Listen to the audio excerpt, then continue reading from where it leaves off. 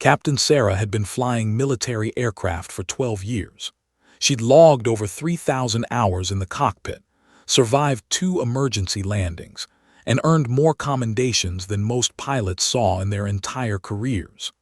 But none of that seemed to matter as she stood in the briefing room at Edwards Air Force Base, California, watching Colonel shuffle through papers without looking at her. "You're off the mission," said, his voice flat and dismissive. "We're going with instead." Sarah felt her heart sink. This wasn't just any mission. For 6 months she'd been preparing for Operation Thunder Strike, a critical rescue mission to extract a team of intelligence officers trapped behind enemy lines in a hostile region. She knew every detail of the flight plan, every potential hazard, every backup route. This was her mission. "Sir, with respect, I've been training for this operation since you thought you deserved it," cut her off, finally looking up with cold eyes. "But thinking you deserve something and actually being the right fit are 2 different things." The other pilots in the room shifted uncomfortably. Sarah could feel their eyes on her, some sympathetic, others relieved they weren't in her position. Captain Tony, who'd been chosen to replace her, looked down at his boots. "Colonel, my flight record speaks for itself," Sarah said, keeping her voice steady despite the anger building inside her. "I have more experience with this type of terrain than anyone else in the squadron." Stood up, his chair scraping against the floor.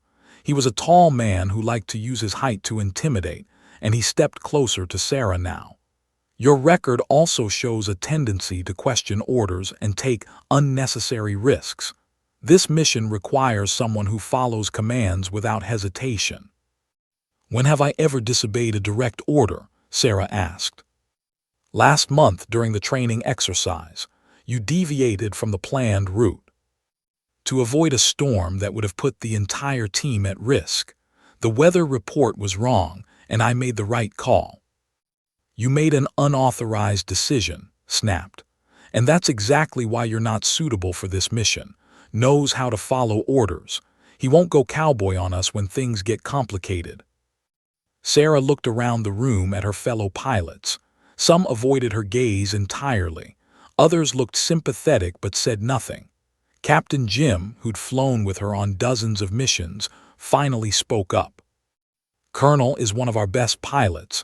Maybe we should reconsider." "The decision is final," said sharply. "You're reassigned to training duty for the next month.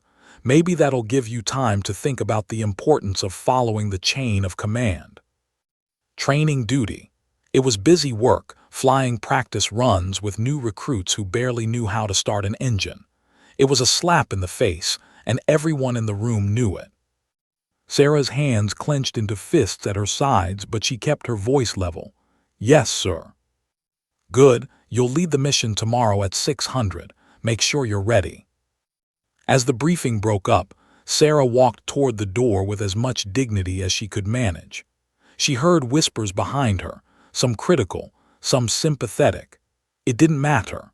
What mattered was that 6 intelligence officers were counting on a successful rescue and had just put that mission in jeopardy because of his personal bias against her.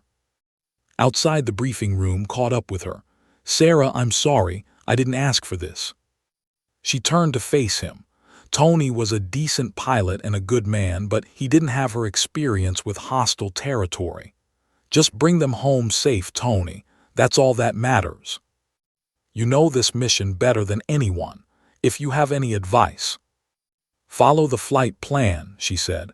"But trust your instincts if something goes wrong. The terrain in that region can be tricky." Tony nodded gratefully. "Thanks, Sarah, I mean it."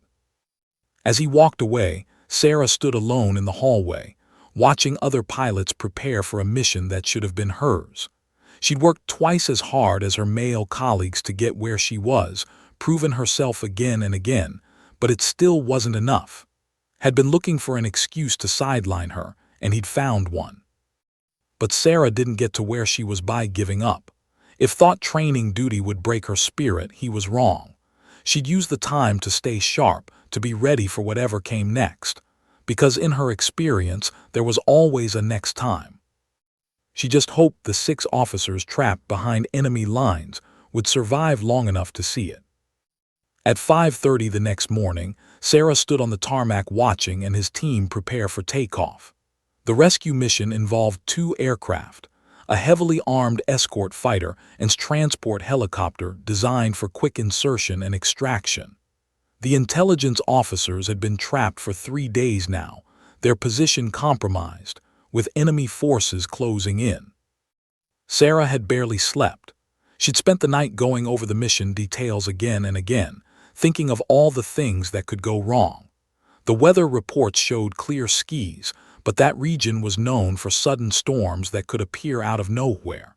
The terrain was mountainous with narrow valleys that could become death traps if you weren't careful. Colonel stood near the command center, coffee in hand, looking confident. He nodded too as the pilot climbed into his aircraft. "Bring them home, son." Sarah watched the 2 aircraft taxi down the runway and take off into the dawn sky. Then she walked to the communications center, where she knew she'd be able to monitor the mission's progress. Officially, she had no business being there, but the radio operator, Sergeant Kelly Martinez, had always respected her. "Any word from Thunder Strike?" Sarah asked. Kelly looked around nervously, then gestured for Sarah to put on a spare headset. "They're about 40 minutes out from the target zone. Everything's going smooth so far." For the next hour, Sarah listened to the routine chatter between the aircraft and base control. Sounded calm and professional as he reported their progress. The escort fighter confirmed clear skies and no sign of enemy activity. Everything was going according to plan. Then at 7:45 a.m., everything went wrong. "Base, this is Thunder Strike's voice crackled through the radio, tension clear in his tone. "We've got a problem. Weather's moving in fast from the northeast, visibility dropping rapidly." Sarah's blood went cold. She grabbed the weather reports from Kelly's desk. According to the official forecast, there shouldn't be any storms in that area for another 6 hours. But Sarah had flown that region before. Weather systems could move across those mountains like freight trains, appearing with no warning. "Thunder Strike, what's your current visibility?" came the response from base control. "Less than a quarter mile and dropping. I can barely see the mountainside." Colonel's voice cut through the radio chatter. "Thunder Strike, abort the mission. Return to base immediately." "Sir, we're only 10 minutes from the extraction point. The team on the ground is counting on us." "That's an order. Turn around now." There was a long pause before responded. "Copy that, base. Thunder Strike is returning home." Sarah closed her eyes, knowing what was about to happen. Was a good pilot, but he didn't know this terrain like she did. Those mountains had valleys that looked like escape routes but were actually dead ends. In heavy weather, it was easy to get turned around, to fly into a box canyon with no way out. 20 minutes later, her fears were confirmed. "Mayday, Mayday." His voice was tight with panic. "Thunder Strike is in trouble. We're lost in the weather, surrounded by mountains. I can't find a way out." "Thunder Strike, what's your fuel status?" base control asked. "About 15 minutes left, maybe 20 if I push it." Sarah pulled off her headset and ran toward the command center. She burst through the door where Colonel was coordinating the emergency response. "Sir, I know exactly where they are," she said. "There's a canyon system about 12 miles southeast of the extraction point. If they flew into it during the storm, there's only one way out." Didn't even look at her. "You're not supposed to be here. Get out." "Colonel, those men are going to die if someone doesn't help them navigate out of that canyon. I've flown that route a dozen times. I know every peak, every valley. We have GPS coordinates. We'll guide them out." "GPS doesn't tell you which valleys are dead ends and which ones lead to safety. That terrain is a maze, without someone who knows it personally." "I said get out," shouted. "This is your fault anyway. If you hadn't filled his head with doubts about the mission, he might have focused better." Sarah stared at him in disbelief. "My fault? I told him to follow the flight plan and trust his instincts. That's exactly what any good pilot would do. But had already turned back to the radio, trying to coordinate a rescue effort with pilots who didn't know the terrain any better than did. Over the next hour, Sarah listened from the hallway as the situation grew more desperate. Was running out of fuel, the weather was getting worse, and no one could guide him to safety. The escort fighter had returned to base, unable to see anything in the storm. At 9:30 a.m., the radio went silent. "Thunderstrike, do you copy?" Base control called again and again. "Thunderstrike, please respond." Nothing. Sarah leaned against the wall, fighting back tears of frustration and grief. Was a good man with a wife and 2 young children. The crew with him were friends she'd flown with for years. And somewhere in that hostile territory, 6 intelligence officers were still waiting for a rescue that wasn't coming. All because Colonel's pride was more important than doing what was right. Sarah sat in her quarters that evening, staring at a photo on her desk. It showed her with her flight squadron after a successful mission last year, 12 pilots including, all smiling and proud. Now Tony and his crew were missing, possibly dead, and those 6 intelligence officers were still trapped with enemy forces closing in. A soft knock at her door interrupted her thoughts. "Come in." Sergeant Martinez entered, looking nervous. "Captain, I thought you should know, we just received a signal from Thunderstrike. They're alive." Sarah jumped to her feet. "Where?"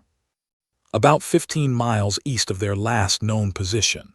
The aircraft went down hard, but managed to get off a distress signal before his radio died. He's got 2 crew members injured, but they're all breathing." "What about the intelligence team?" Kelly's face fell. "Still trapped. Enemy forces have surrounded their position. Without immediate extraction, they've got maybe 12 hours before they're captured or killed." Sarah ran a hand through her hair, thinking fast. "Has Colonel authorized a rescue mission?" "That's the problem. He's calling it too dangerous. Says we can't risk more lives on what might be a suicide mission. The weather's still bad in that region, and he doesn't want to send anyone else into those mountains." Sarah felt anger rise in her chest like a fire. Was willing to let good people die rather than admit he'd made a mistake. He'd rather sacrifice crew and the intelligence team than acknowledge that he should have sent her on the original mission. "Kelly, I need you to do something for me, and I need you to keep it quiet." The sergeant looked worried. "What kind of something?" "Get me the current weather reports for the extraction zone. Real-time satellite data, not the official forecasts, and pull up the detailed terrain maps for the entire region." "Captain, you're not thinking of..." "I'm not thinking anything officially," Sarah said. "I'm just a pilot on training duty who wants to study some maps. Can you help me with that?" Kelly hesitated, then nodded. "Give me 20 minutes." While she waited, Sarah changed into her flight suit and gathered her gear. She was taking a huge risk. Going against direct orders could end her career and land her in military prison. But she couldn't sit by and watch good people die because of one man's stubborn pride. Kelly returned with a tablet full of data. "The weather's starting to clear in the target zone. Visibility should be decent by midnight. But Captain, if you're planning what I think you're planning..." "I'm not planning anything," Sarah said. "At least not anything you know about. If anyone asks, you never saw me tonight." She took the tablet and headed for the door, then paused. "Kelly, how long would it take to prep a helicopter for flight?" "About 30 minutes, if you knew what you were doing." "And how long before anyone noticed it was missing?" Kelly swallowed hard. "Morning shift changes at 600, so about 6 hours." Sarah nodded and walked out into the night. The aircraft hangar was dimly lit and mostly empty. The few maintenance workers on duty were focused on their own tasks and paid no attention to Sarah as she made her way to the helicopter designated for training flights. It was smaller and less heavily armed than the aircraft had been flying, but it was fast and maneuverable. exactly what she needed for a stealth rescue mission. She spent the next hour doing a complete pre-flight check, testing every system twice. This wasn't a training exercise where backup would arrive if something went wrong. She was going to be alone out there, and one mechanical failure could mean death for everyone involved. At 11:30 p.m., Sarah climbed into the pilot's seat and started the engine. The helicopter's rotors began to spin, and she felt the familiar surge of adrenaline that came with flight. This was what she was born to do, and no amount of bureaucratic stupidity was going to stop her from doing it. She lifted off into the dark sky, keeping her altitude low to avoid radar detection. The base fell away behind her as she headed toward the mountains where her friends were waiting to die, unless she could get to them first. The flight to the crash site took 2 hours. Sarah navigated by memory and instinct, following valleys and she'd flown before. The weather was indeed clearing, just as the satellite data had predicted. By the time she reached the area where it had gone down, visibility was decent enough for night flying. She found Thunder Strike's wreckage in a narrow valley between 2 peaks. The helicopter had crashed hard but was intact enough that the crew might have survived. Sarah circled the site once, looking for signs of life, then found a small clearing where she could land. The moment her skids touched the ground, she saw movement near the wreckage. 3 figures emerged from behind some rocks, and 2 of his crew members. One was limping badly, but they were all alive. Sarah shut down her engine and jumped out. "Tony, thank God you're okay." Stared at her in disbelief. "Sarah, what the hell are you doing here? What does it look like? I'm getting you out of here." "This isn't authorized, is it?" Sarah looked him in the eye. "Do you care?" Glanced at his injured crew members, then back at her. "Not even a little bit." "Good, help me get everyone loaded. We've got 6 more people to rescue, and not much time to do it." Loading's crew into Sarah's helicopter took precious minutes they didn't have. The injured crew member, Corporal Davis, had a broken arm and possible concussion from the crash. He was conscious but groggy, leaning heavily on for support. "How bad is it?" Sarah asked as they strapped Davis into a seat. "Could be worse," replied. "We lost everything in the crash, weapons, radio, medical supplies. Been hiding from enemy patrols for the last 18 hours. Sarah checked her watch. 2:15 a.m. The intelligence team had been trapped for almost 4 days now. Every hour that passed made their situation more desperate. "Tony, I need you to co-pilot," she said. "Your crew can rest, but I'm going to need your eyes on the terrain when we reach the extraction zone." "Sarah, you know this is career suicide, right? Going to have you court-martialed." "Let me worry about. Right now, 6 good people are counting on us." As they lifted off from the crash site, pulled out the mission briefing he'd managed to save from the wreck. The intelligence team is holed up in an abandoned village about 20 miles northeast of here.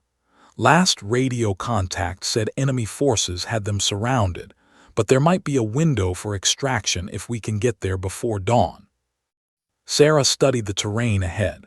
The target zone was in a valley surrounded by steep mountains, a difficult approach even in good weather.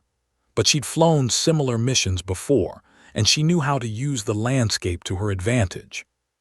"There's a ridge that runs along the eastern side of the valley," she said.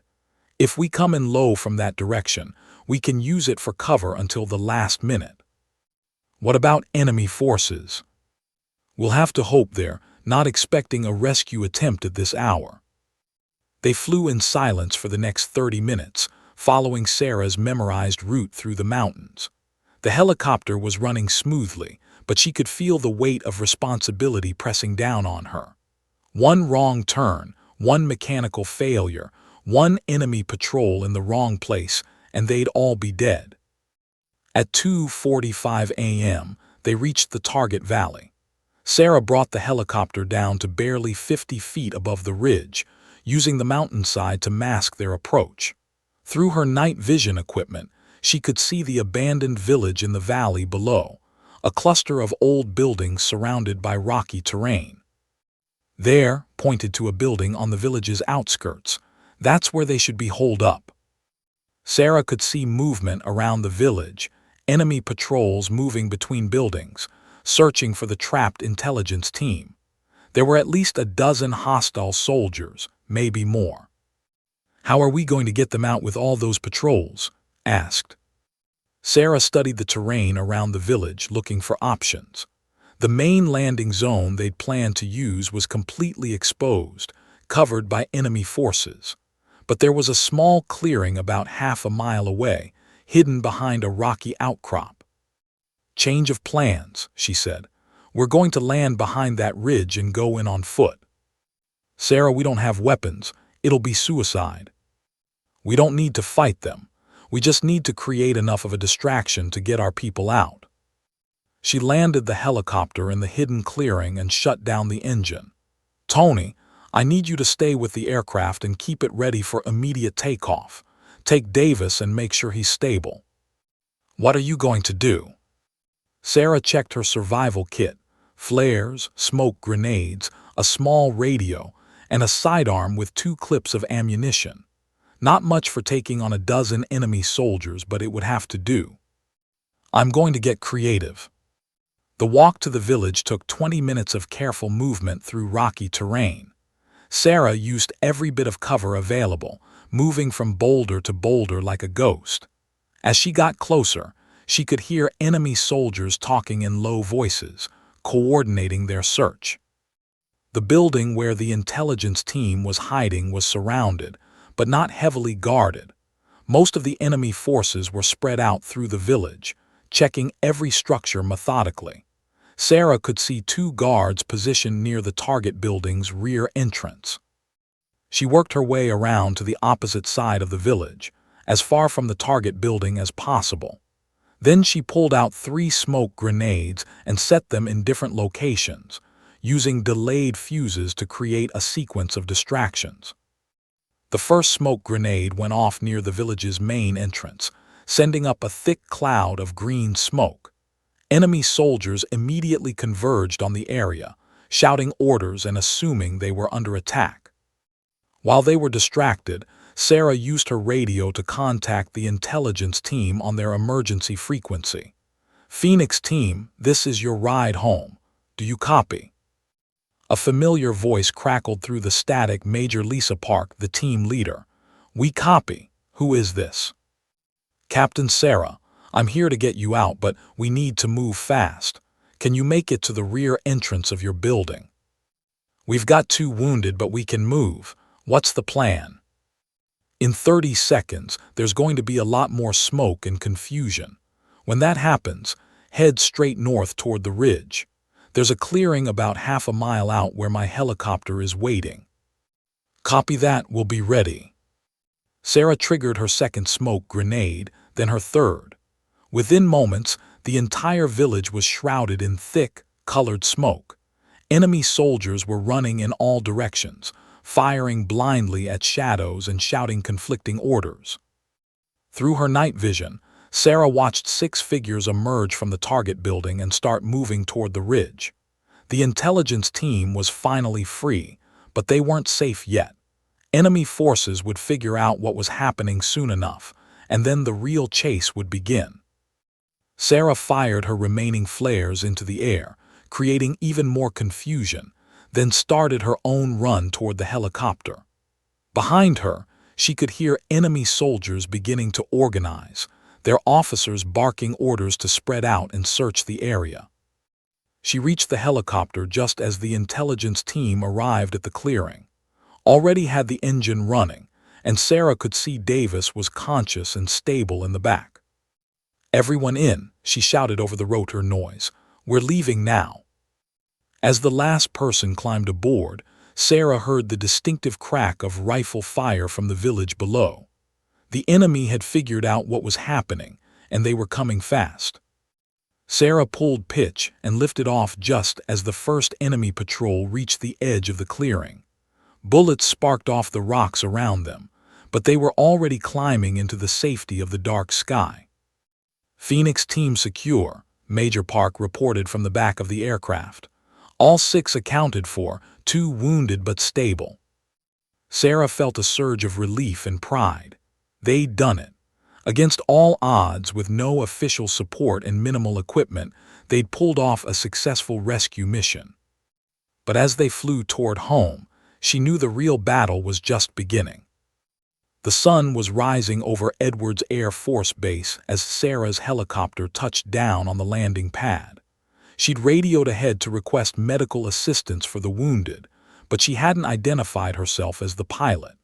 As far as base control knew, this was just another routine training flight returning early. That illusion lasted about 30 seconds.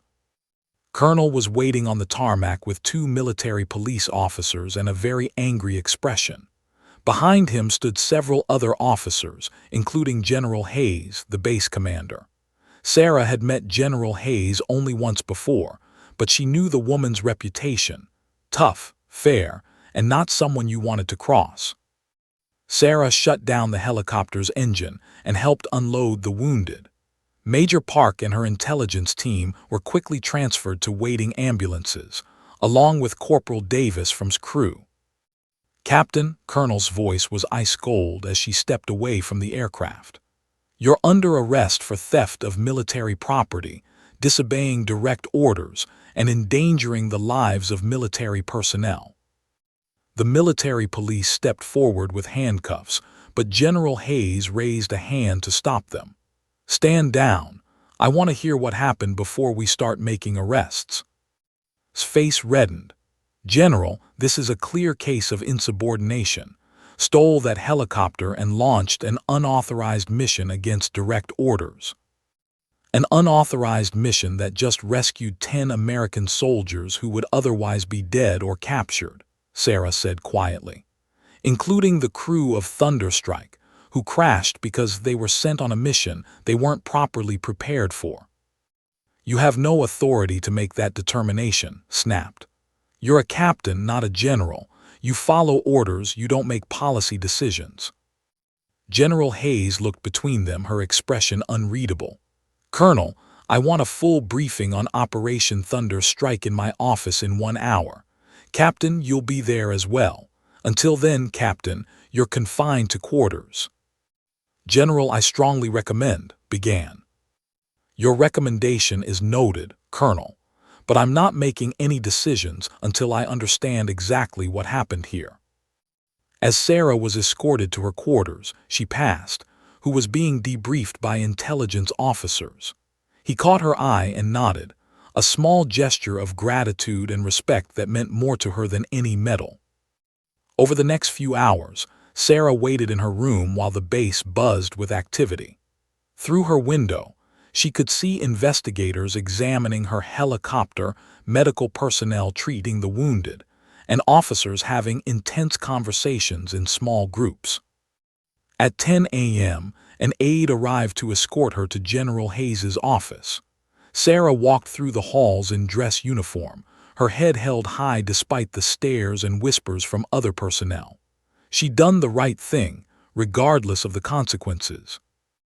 General Hayes's office was decorated, an American flag, a few military photos, and a desk that looked like it had seen decades of service was already there, along with Major Park and Captain. Sit down, Captain, General Hayes said.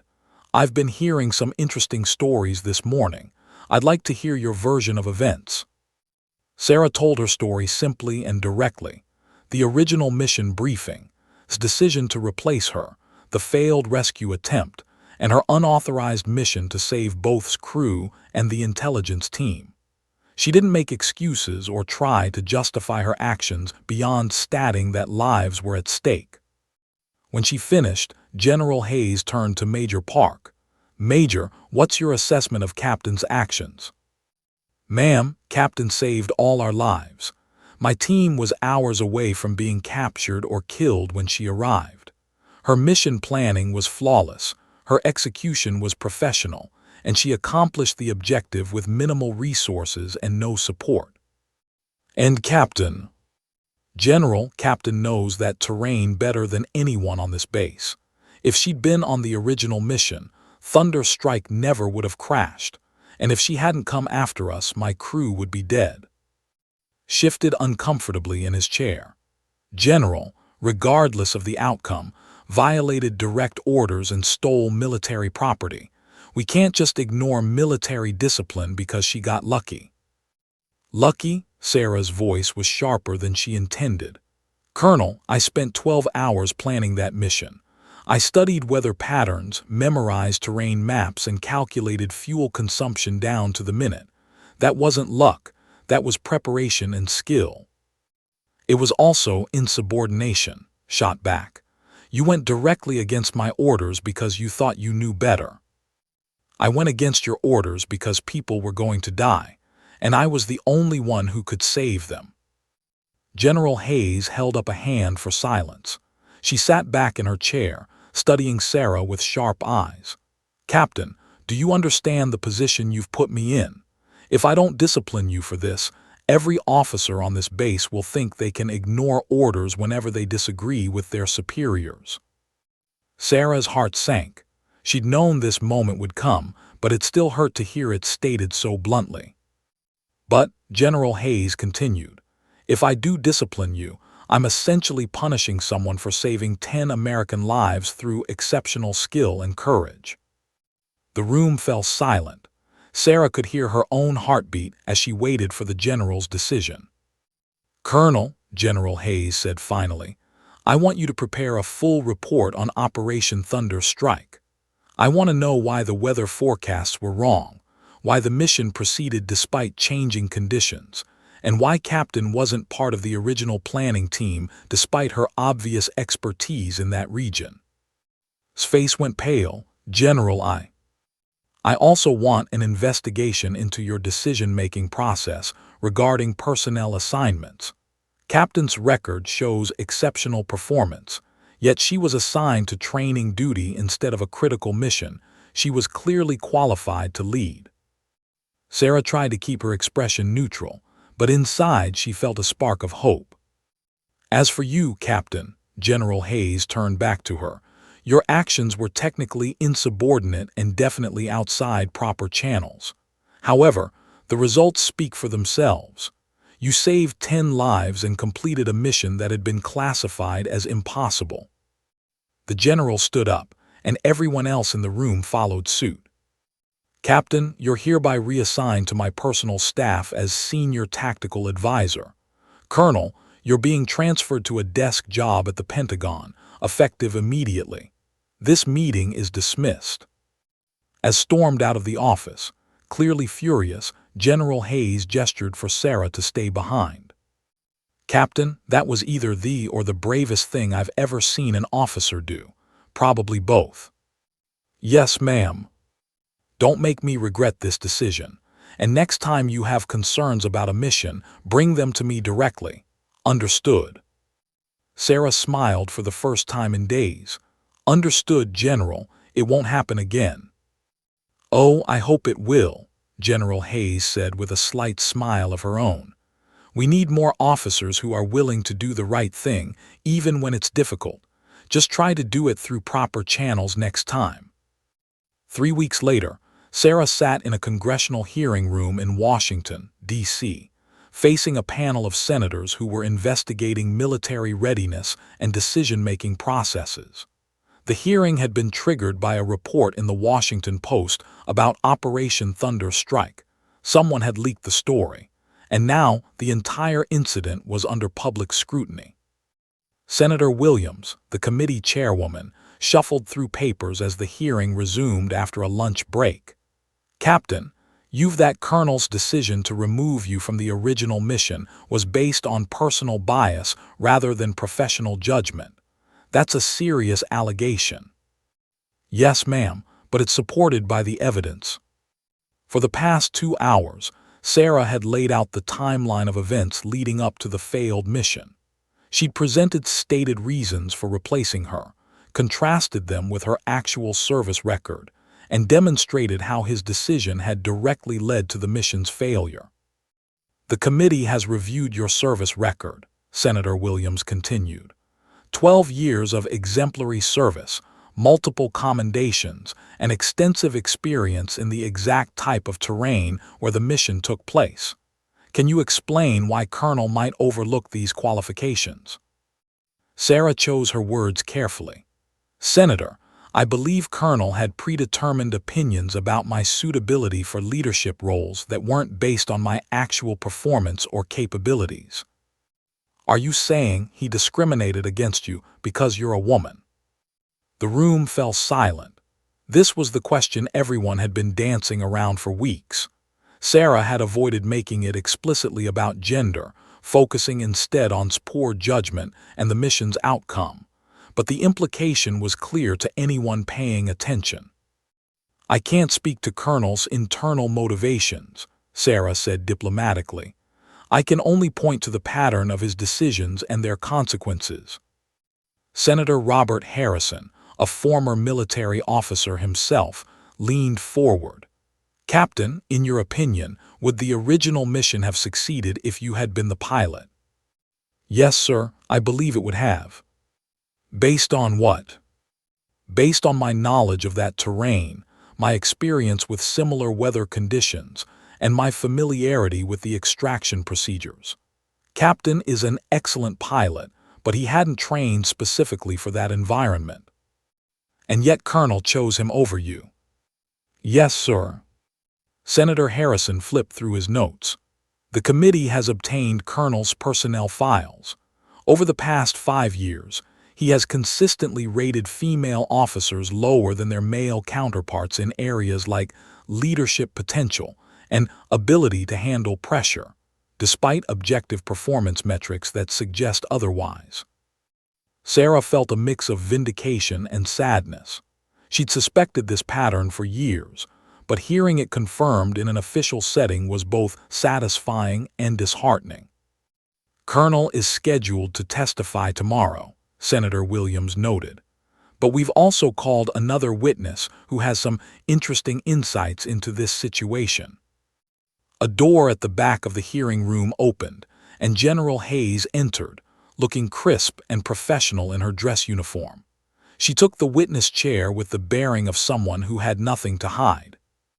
General Hayes, Senator Williams began, you've recently completed an internal investigation into the events surrounding Operation Thunder Strike. What did you find? General Hayes didn't hesitate. Senator, we found a clear pattern of discriminatory decision-making by Colonel, not just regarding Captain but involving several female officers under his command. His personal biases directly contributed to the failure of a critical mission and put American lives at risk. What specific evidence supports this conclusion? Colonel's own emails and meeting notes, recovered from his computer after his reassignment. In one email to another officer, he explicitly stated that he didn't believe women should be assigned to high-stress combat roles, regardless of their qualifications. A murmur went through the hearing room. Sarah kept her expression neutral, but inside she felt a surge of vindication. General Hayes continued. In another message, he specifically referred to Captain as too emotional and unpredictable for mission leadership, despite her exemplary record and superior qualifications for that particular operation. Senator Harrison shook his head. General, how did this kind of attitude persist in a modern military command? Senator, that's exactly what we're working to address.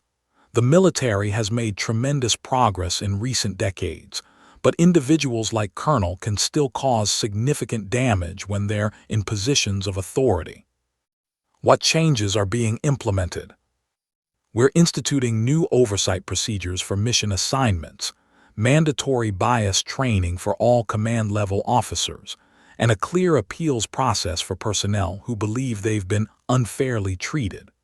We're also reviewing all of Colonel's previous decisions to identify other potential cases of discrimination. Sarah listened as General Hayes outlined the reforms that would come out of this incident.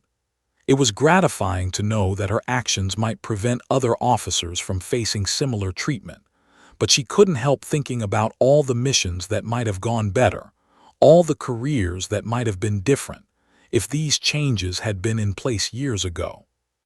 "Captain," Senator Williams addressed her directly, "do you have any regrets about your actions during this incident?" Sarah considered the question carefully. "Senator, I regret that it came to that point.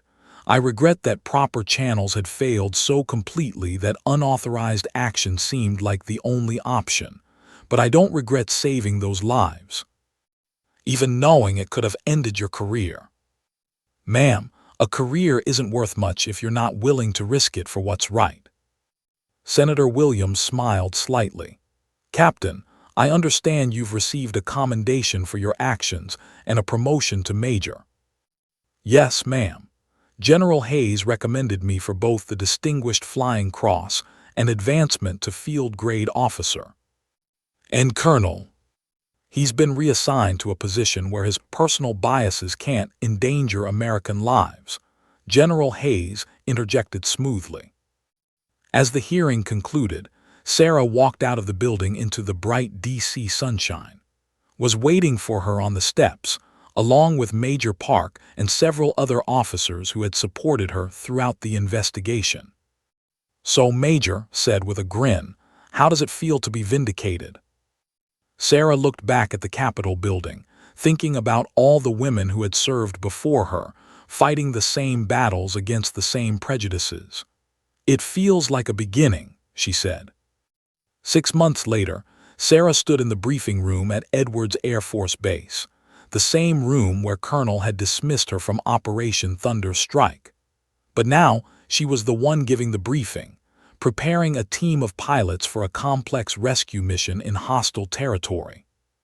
The pilots in front of her were both men and women, chosen based purely on their skills and experience. No one questioned her authority or her judgment. They listened intently as she outlined the mission parameters, asked professional questions about the flight plan, and prepared for what they all knew would be a dangerous but necessary operation. "Remember," Sarah concluded, "this isn't about following orders blindly. It's about using your training, your experience, and your judgment to bring everyone home safely. Trust your instincts but communicate with your team. Any questions?" A young female lieutenant raised her hand. "Major, what if we encounter unexpected conditions that aren't covered in the flight plan?" Sarah smiled, remembering her own younger self asking similar questions. "Then you adapt. You use your training and your brain to solve the problem. That's what we're paid to do." After the briefing, as the pilots filed out to prepare their aircraft, General Hayes approached Sarah. "Good briefing, Major. How are you settling into the new command position?" "Very well, ma'am. It's exactly what I always wanted to do." "Any regrets about how you got here?" Sarah considered the question. The path had been difficult and painful, full of injustice and frustration. But it had led to meaningful change, not just for her but for all the officers who would serve after her. "No regrets, General. Sometimes the only way to fix a broken system is to break a few rules." General Hayes nodded approvingly. "Just remember, Major, now that you're in a position of authority, it's your responsibility to make sure the next generation doesn't have to face the same battles you did." "Yes, ma'am. That's exactly what I intend to do." As Sarah walked out to the flight line to oversee the pre-flight preparations, she thought about the intelligence officers who were currently trapped behind enemy lines, counting on her team to bring them home. She thought about, now fully recovered and serving as her deputy commander. She thought about the young pilots under her command, both male and female, who would never have to wonder if their gender affected their career opportunities. The mission ahead was dangerous, but Sarah felt confident in her team and her own abilities. More importantly, she knew that the system that had once worked against her was now working for justice and equality. Colonel had tried to end her career because he couldn't see past his own prejudices. Instead, his actions had exposed a deeper problem and led to reforms that would benefit countless officers in the years to come. Sometimes the greatest victories came not from following orders, but from having the courage to do what was right, even when the cost seemed too high to pay. As her helicopter lifted off into the morning sky, Sarah smiled.